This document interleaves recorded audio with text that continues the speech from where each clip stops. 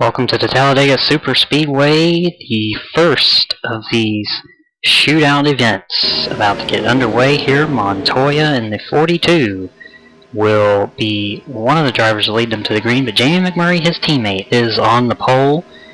That's how they'll start off this 10-lap shootout. So here's the rules. It's going to be 10 laps, no cautions.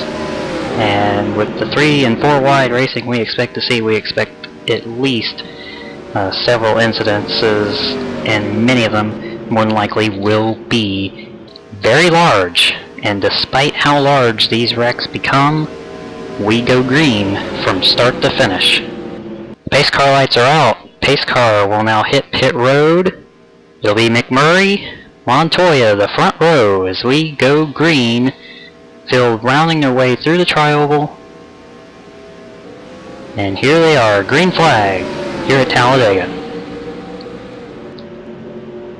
Pretty even start down in the turn 1 right there.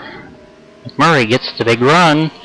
He'll go to the lead with Dale Earnhardt Jr., Denny Hamlin, and now Menard to the inside of Montoya. Juan did not get a good restart right there in that 42 car, so it's going to be interesting to see what happens with that car as this race goes on. 3 wide for the lead, and here comes Hamlin.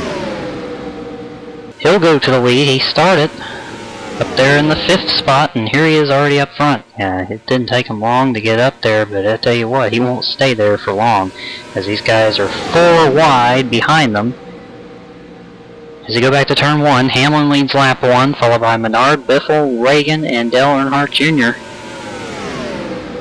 As it's a mess off of turn 2. Yeah, they're 3 and 4 wide all over the place back there. Now I don't know how they made it off of turn 2, because I thought somebody hit the wall pretty good. Biffle now to the inside underneath Hamlin, looking for the lead off of turn 4. As speeds reach 270 miles per hour. They're 3 wide through the tri-oval. Biffle leads lap 2. Everybody that time by, the entire pack was within 2 seconds of the leader. That's absolutely fascinating, but it doesn't surprise me with as close together as everybody's running right now. 3 and 4 wide back behind them. Biffle still in the lead as they work their way through turn 3.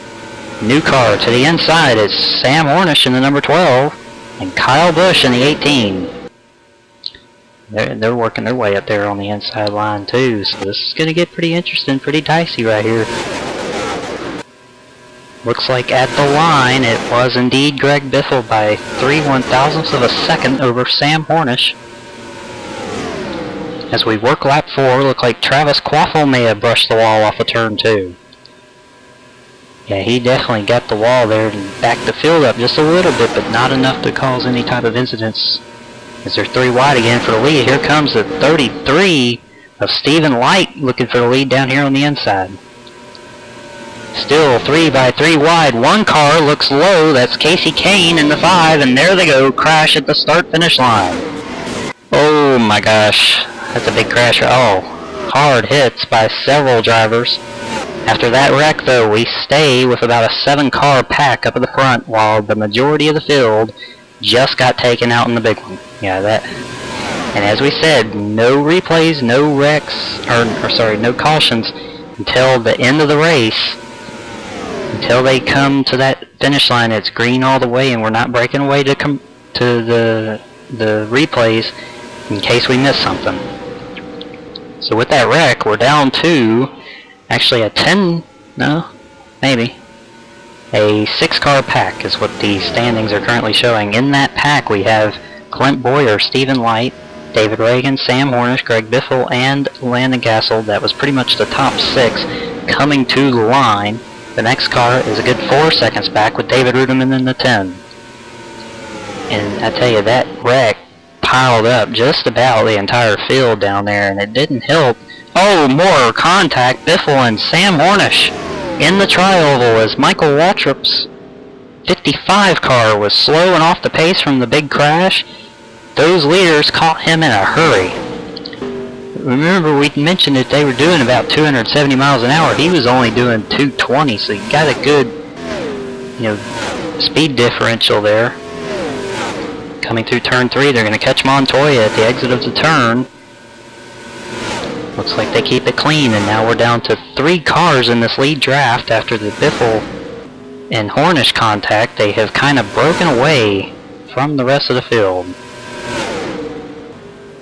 Will they close the gap, though? That is the question, as they've got 2 slow lap cars here, Denny Hamlin and looks like Travis Coughlin at 93.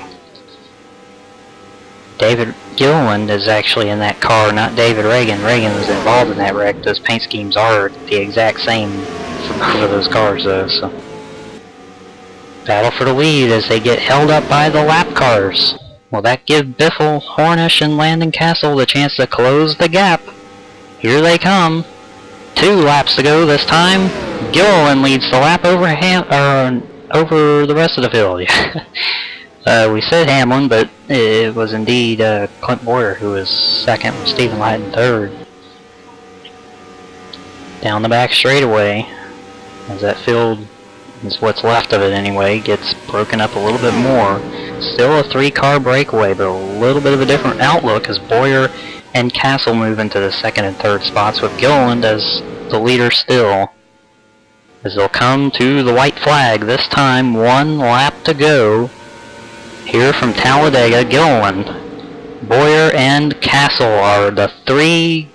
It's a 3-man race between those guys there in the front. I'm going to catch Matt Kenseth here in the 17 car and put him another lap down. He got caught up in that wreck. Stephen Light, who had the lead there at one point, back to 4th, trying to close that gap. Don't think it's going to happen. It's going to be a drag race here, I think, between this 38 and the 83, because Castle in that 83 is looking. Here comes Boyer to the inside. Through the tri-oval for the final time. Who will it be? David Gilliland wins. At Talladega, Boyer clinches 2nd over Landon Castle. Stephen Light in 3rd. Followed by Sam Hornish, Greg Biffle, David Ruderman. And you have to wait a little bit longer to Jeff Burton, who was 15 seconds back. And they're still crossing the line here. Kyle Busch would be, in theory, the next guy, but it looks like Dave Blaney got ahead of him, so it'll be Blaney in 9th, and then 10th will be Kyle Busch in the 18.